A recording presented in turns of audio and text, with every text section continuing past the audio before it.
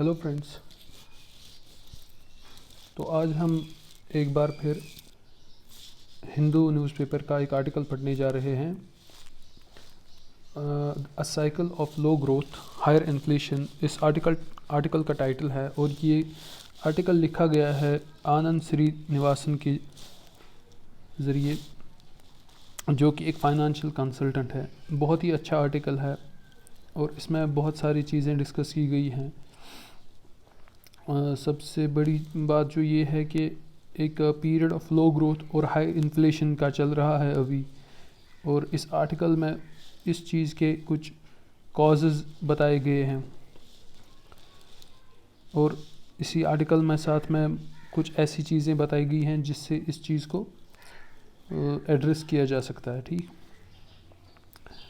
तो इस आर्टिकल में अगर हम देखते हैं तो कुछ राइट लीनिंग इकोनॉमिस्ट जिनका ये मानना है कि फ़िलहाल गवर्नमेंट जो है उसको कुछ नहीं करना चाहिए।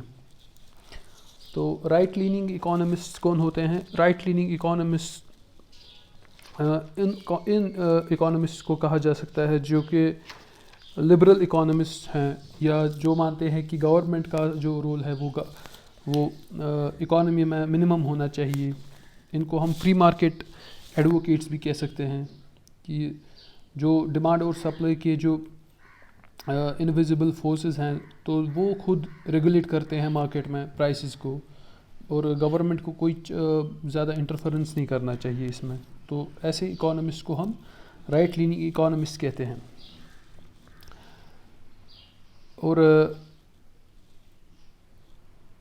ऐसे इकोनॉमिस्ट का मानना ये है कि जो इकोनॉमी है वो खुद ब खुद ठीक हो जाएगी। जैसे कि जो ग्रेट डिप्रेशन हुआ था 1929-1930s में अमेरिका में, तो इनका मानना है कि उसी तरीके से इंडिया की इकोनॉमी भी वैसे ही खुद ब खुद ठीक हो जाएगी। लेकिन जो इनका ये मानना है वो बेबुनियाद इनका ये मानना है, और इसकी कुछ रीज़न्स है इसके कुछ, जैसे कि 4 रीज़न्स जो ऑथर ने आइडेंटिफाई किए हैं। तो उनमें से सबसे पहले उन्होंने जो रीज़न बताया है वो है डिमांड का रीज़न। ठीक, द फर्स्ट फैक्टर डिमांड। तो अगर हम देखते हैं तो ग्रेट डिप्रेशन के टाइम पे क्या हुआ था, जो अमेरिका था वहाँ पे हाई इन्फ्लेशन और लो ग्रोथ हो गई थी, और अब उससे बाहर निकलने के लिए क्या हुआ, तो वर्ल्ड वॉर सेकंड उसके बाद ही स्टार्ट हुआ। ठीक, तो उसकी वजह से भी एक डिमांड जनरेट हो गई थी उस टाइम पे।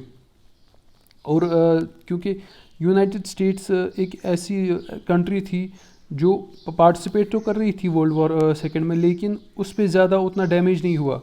जो उसकी इंडस्ट्रीज़ थी, फैक्ट्रीज़ थी, वो बची रही।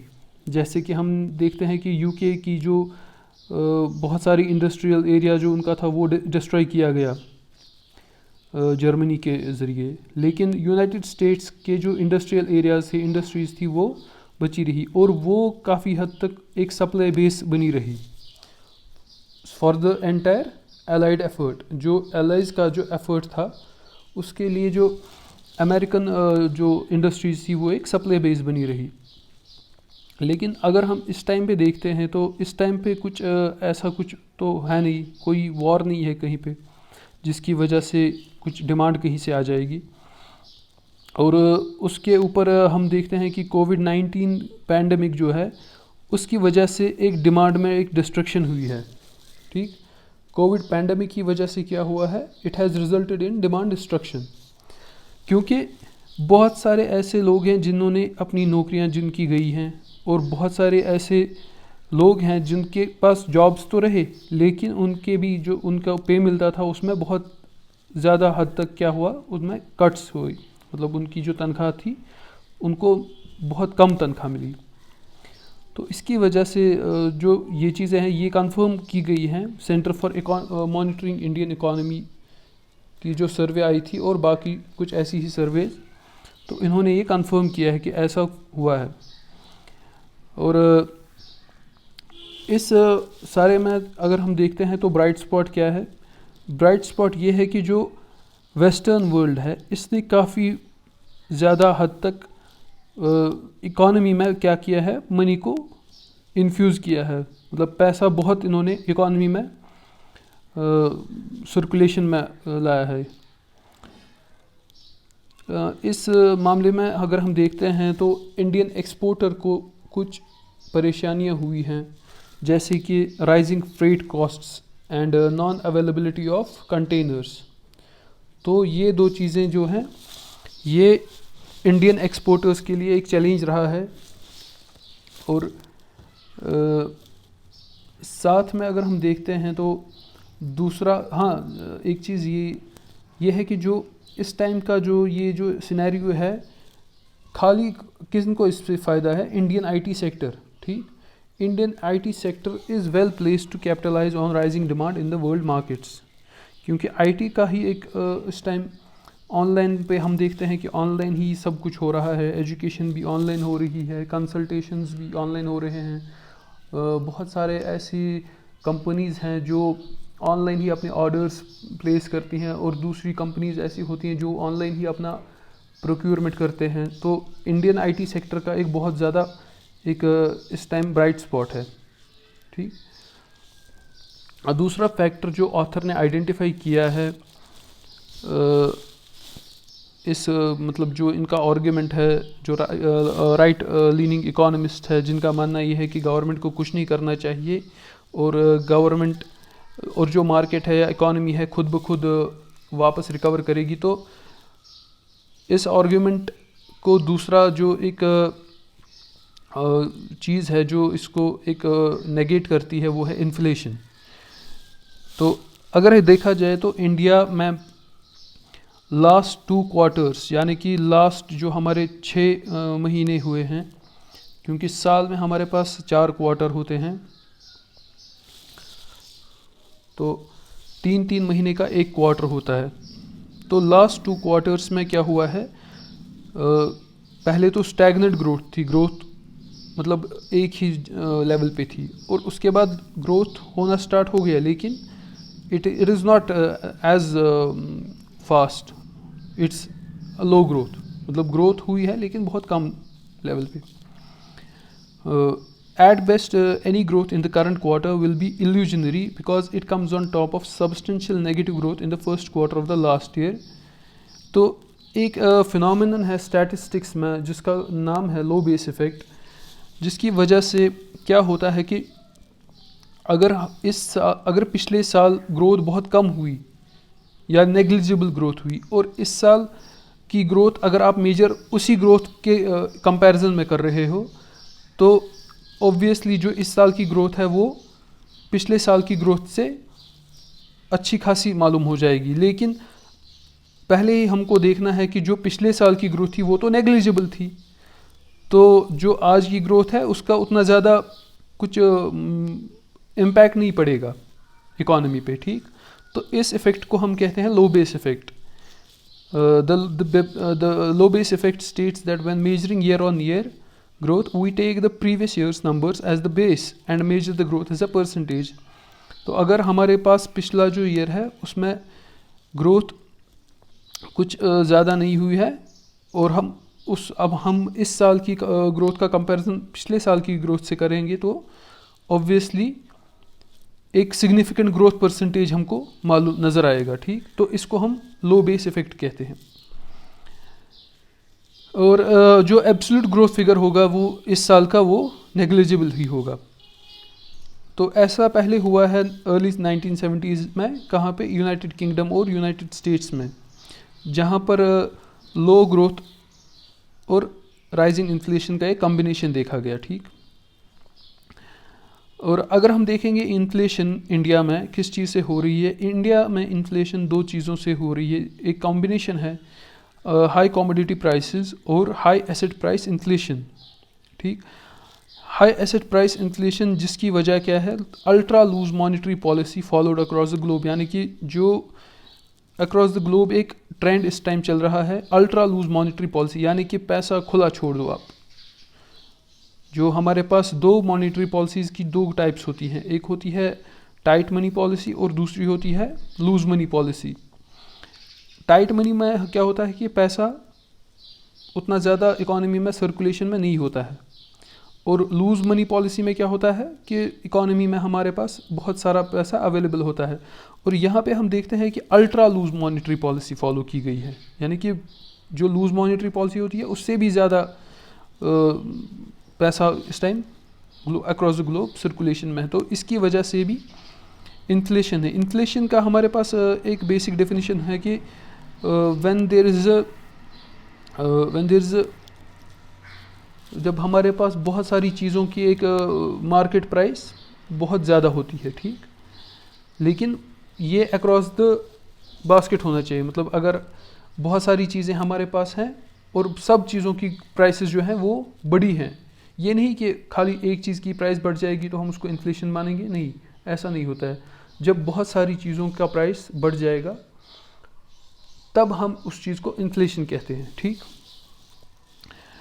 दूसरी चीज़ ये है कि हमारे पास जो फॉरेन पोर्टफोलियो इन्वेस्टर्स है, तो उन्होंने क्या किया है, जो उनके पास एक्स्ट्रा मनी इस टाइम है, क्योंकि across the globe ultra loose monetary policy follow की गई है, तो अब उन्होंने क्या किया है, जो उनके पास ये एक्सेस मनी आ गया है, जो एक्सेस उनके पास लिक्विडिटी है, तो उन्होंने क्या किया है, they have directed a portion of it towards our markets, towards Indian economy, ठीक। यानी कि उन्होंने अपना जो एक्स्ट्रा पैसा है वो कहाँ पे लगाया है, इंडिया के जो मार्केट्स में है। और अगर देखा जाए तो अगर हम यूएस से कंपैरिजन करते हैं तो यूएस में जो कैपिटल मार्केट है वो अच्छा खासा डेवलप हुआ है, उसकी एक बहुत हिस्ट्री है।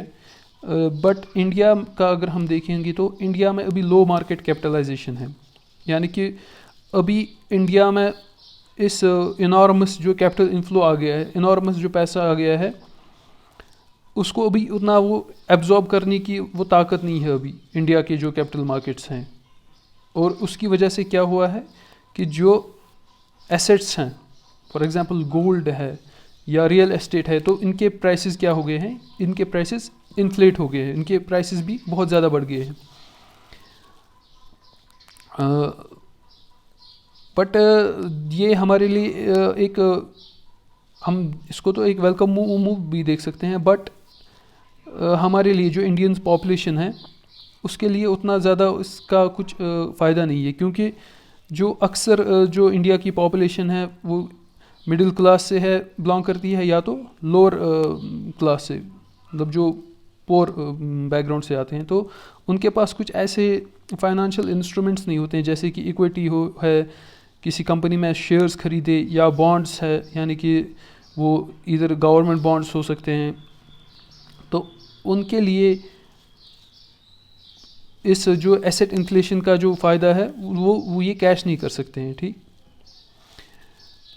जो अब अपर वेल्दी क्लास है, जो वेल्दी अपर क्लास है, उसकी क्या हालत है, वो they are getting richer due to access to financial assets, ठीक, क्योंकि उनके पास जब पैसा है तो वो फिर स्टॉक्स में भी इन्वेस्ट कर सकते हैं, शेयर्स में भी, इक्विटी में भी इन्वेस्ट कर सकते हैं, और they can also buy bonds, ठीक।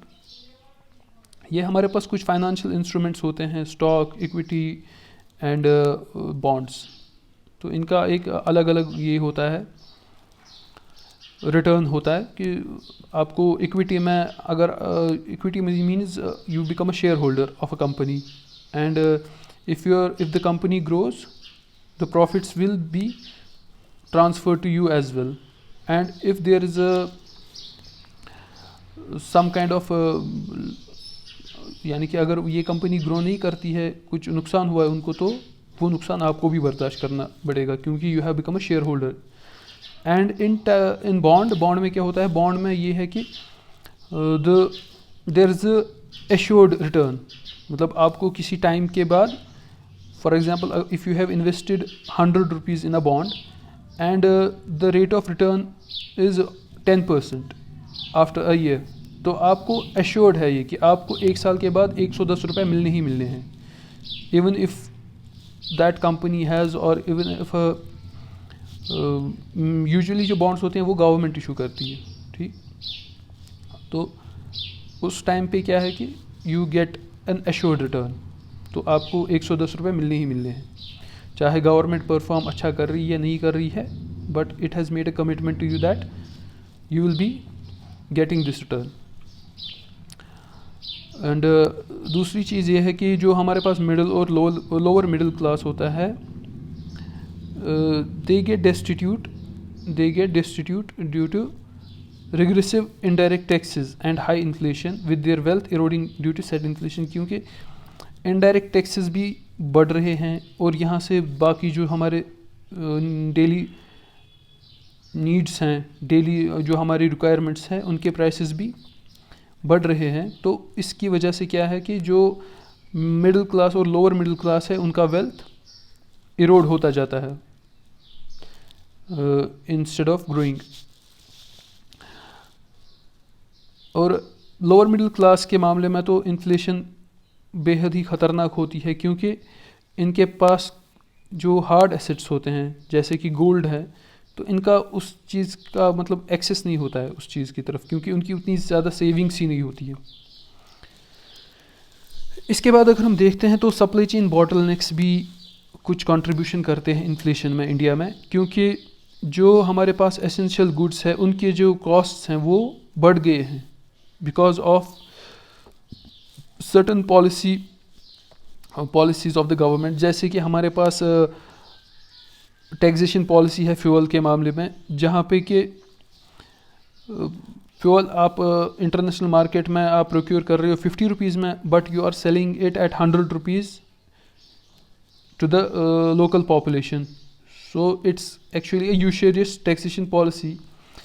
तो मैंने एग्जांपल के तौर पे ये कहा कि 50 रुपीज़ से 50 रुपीज़ में इंटरनेशनल मार्केट में ये ख़रीदते हैं petrol, but it's like that, something like that. तो इसकी वजह से भी चीज़ें क्या है, बहुत ख़राब हो गई है। तो जो राइजिंग फ्यूल प्राइसेस हैं उसकी वजह से क्या होता है कि जो हमारे जो इकॉनमी में जो जितनी भी सारी हमारी चीज़ें हैं, गुड्स हैं, प्रोडक्ट्स हैं, उसकी कॉस्ट क्या है, बढ़ जाती है because of the transportation cost. ठीक। और जो हमारे पास जो ये फ्यूल प्राइसेस का जो ये बढ़ना है, इसकी वजह से जो लोग हैं उनकी एक डिमांड रहती है कि हमारी जो मंथली सैलरीज़ हैं तो वो भी बढ़ाई जाएं, क्योंकि डेयरनेस अलाउंस फॉर एग्ज़ाम्पल, तो वो भी इस चीज़ को देखता है कि जो इकॉनमी में जो प्रोडक्ट्स हैं, कमोडिटीज़ हैं, उनकी प्राइसेस किस तरीके से बढ़ती हैं। तो फ्यूल प्राइसेस बढ़ने की वजह से ये भी हो सकता है। And this can lead to a dangerous cycle of inflation and depleting growth. ठीक। क्योंकि जो कंपनीज़ हैं अगर वो because they are also part of the same economy, they know that government is pumping money into the market, so वो क्या करते हैं, वो अपनी जो प्रोडक्ट्स हैं उनकी चीज़ें, उनकी कीमत बढ़ाते हैं। ठीक। तो ओवरऑल क्या होता है कि ग्रोथ डिप्लीट ही हो जाती है और इन्फ्लेशन बढ़ती ही जाती है। But the reserve bank of India जो है उसने इस चीज़ को क्या है नज़रअंदाज किया है इस टाइम, और उन्होंने कहा कि ये एक ट्रांजिटरी है नेचर में जो ये इन्फ्लेशन इस टाइम है। तो but inflation is here to stay because the RBI is infusing massive liquidity into the system. तो RBI की भी क्या कर रही है, इसने भी लिक्विडिटी का एक मतलब पैसे बहुत ज़्यादा मार्केट में इन्होंने इन्फ्यूज़ कर दिए हैं। And they are following an expansionary monetary policy. Okay, तो एक्सपेंशनरी मॉनेटरी पॉलिसी ही वही होगी कि पैसा आप खुला छोड़ दो मार्केट में। This is design to keep the interest rates of government bonds at 6% and thereabouts. So देखिए, जो इंटरेस्ट रेट्स का जो बढ़ना है, for example on credit, if you are taking a loan from a bank and it is earlier it is at the rate of 10%, and now they have increased their interest rates. They have kept them at 15% for example or 20%. तो उसकी वजह से क्या है कि जो private sector है, दे essentially they use this capital from the banks, from the either public banks or private banks. But the thing is that if the interest rates are rising, तो उनके लिए भी मुश्किल हो जाता है फिर to approach the banks for loans. तो वो ये सब सोचते हैं कि we are getting the better end of the deal by borrowings from the banks. Okay, तो इसकी वजह से क्या है, एक क्राउडिंग इफेक्ट आ जाता है. तो अब इसकी वजह से जो प्राइवेट सेक्टर है वो उतना ज़्यादा खुल के इन्वेस्ट नहीं करता है इकोनॉमी में. ठीक, तो इस ऐसी चीज़ को क्राउडिंग आउट कहते हैं. और इसके बाद अगर हम देखते हैं तो third is the interest rate, जिसका मैंने आपको अभी बोला कि इंटरेस्ट रेट्स एक ये होता है, एक वेपन होता है सेंट्रल बैंक के पास, जिसकी वजह से ये क्या करते हैं, ये either they can pump money into the market और they can suck the money out of the market. वो कैसे करते हैं, if the interest rates are kept low. ठीक, तो जो प्राइवेट सेक्टर है वो ईज़िली बैंक्स के पास जा सकते हैं और ईज़िली लोन वगैरह के लिए अप्लाई कर सकते हैं. बट व्हेन और उसकी वजह से क्या होता है कि मार्केट में पैसा खुल जाता है. जब प्राइवेट सेक्टर के पास पैसा आ जाता है तो वो फिर इन्वेस्टमेंट करते हैं. ठीक, तो मार्केट में पैसा खुल जाता है. और इसके बाद अगर हम देखें कि जब इंटरेस्ट रेट्स को टाइट किया जाता है, यानी कि इंटरेस्ट रेट्स को बढ़ाया जाता है, फॉर एग्ज़ाम्पल जो मैंने आपको अभी एग्ज़ाम्पल दी थी, तो उसकी वजह से क्या है कि जो प्राइवेट सेक्टर है वो कतराते हैं कि बैंक्स के पास जाने से. उसकी वजह से क्या है, जब प्राइवेट सेक्टर के पास अब पैसा ही नहीं है तो वो इन्वेस्ट क्या करेंगे. ठीक, तो लेकिन ये एक चीज़ है कि इंटरेस्ट रेट्स की वजह से इन्फ्लेशन कंट्रोल में भी रह सकती है. ठीक, जब इंटरेस्ट रेट्स को बढ़ाया जाएगा तो इन्फ्लेशन भी कंट्रोल में रहेगी. ठीक, और अगर इंटरेस्ट रेट्स को बहुत कम कर दिया जाएगा तो इन्फ्लेशन बढ़ जाएगी.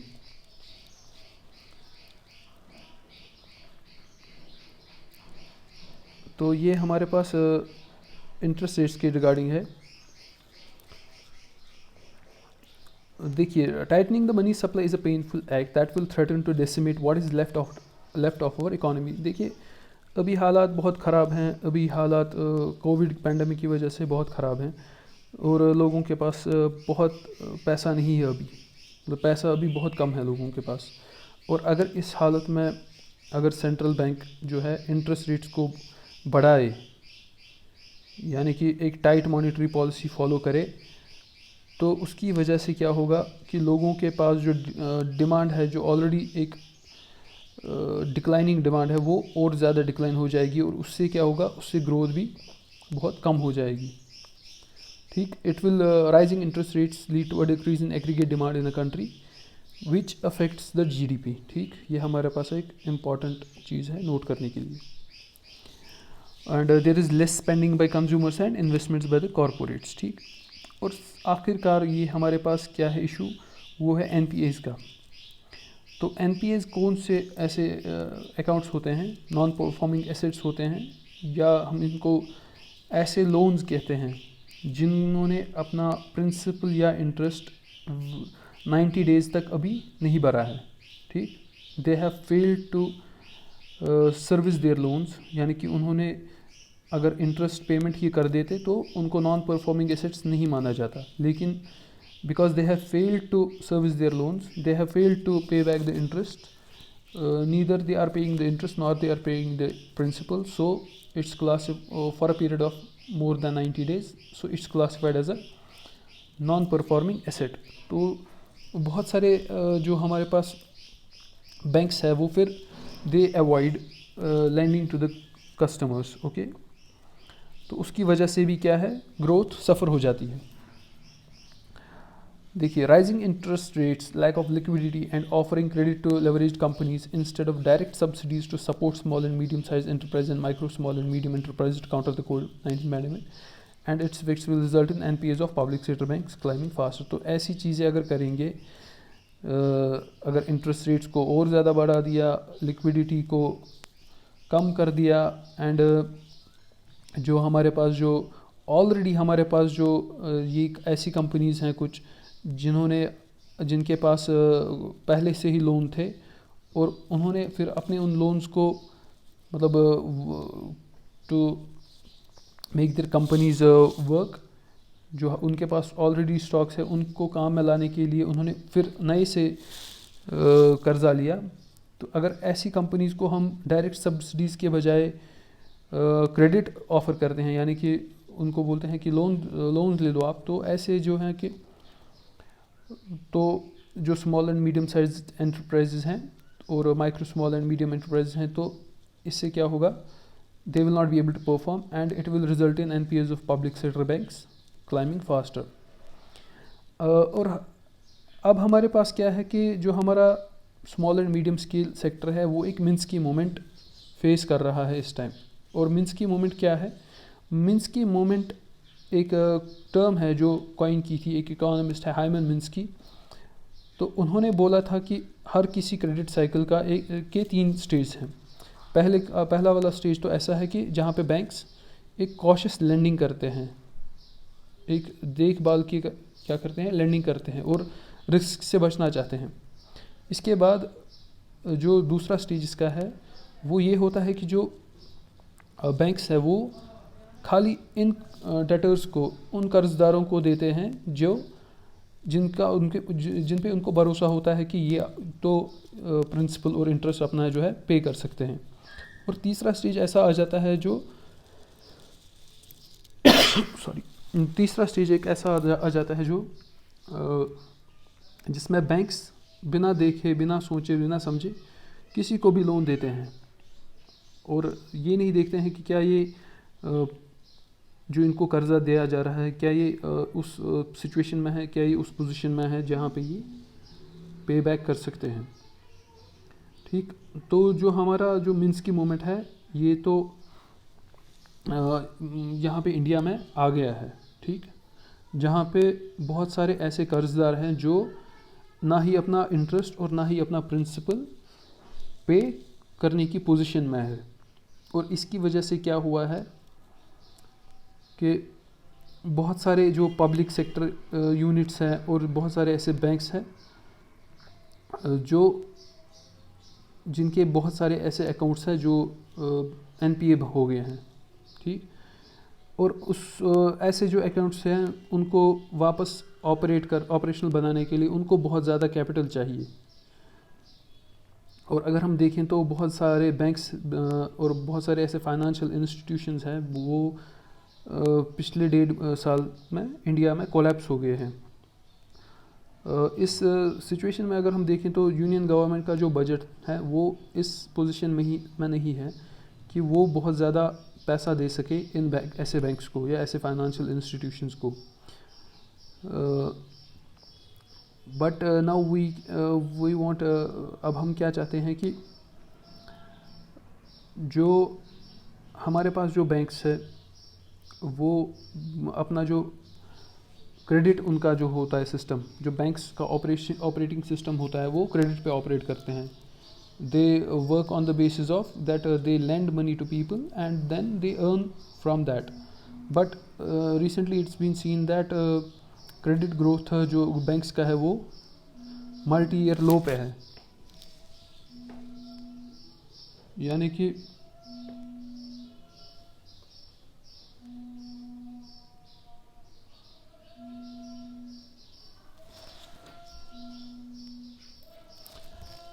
कि जो बैंक्स है उन्होंने अपना जो क्रेडिट देने का सिस्टम है वो बहुत कम किया है। और इंडियन इकॉनमी अगर देखा जाए इस टाइम एक विशेष साइकिल से गुजर रहा है जहाँ पे लो ग्रोथ और हाई इन्फ्लेशन इस टाइम पाई जाती है। और ये तभी हम इस साइकिल से निकल सकते हैं जब कुछ पॉलिसी एक्शन लिया जाएगा जो कि इंश्योर करे, जो ये मतलब यकीनी बनाए कि हायर डिमांड हो जाए और ग्रोथ आ जाए। और इस चीज़ में हमको एक चीज़ और भी ये देखने को